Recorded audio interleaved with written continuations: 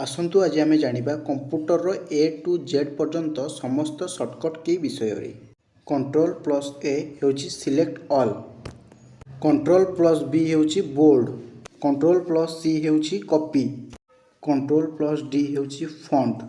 control plus E हेउची centre, control plus F हेउची find, control plus G हेउची go to,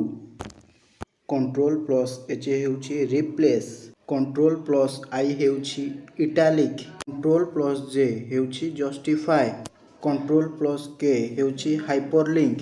control plus L हेउची align text left, control plus M हेउची hanging indent, control plus N हेउची new page, control plus O हेउची open, control plus P हेउची print, control plus Q हेउची add space after paragraph, control plus R हेउची align text to right, control plus S हेउची save, control plus T हेउची left indent,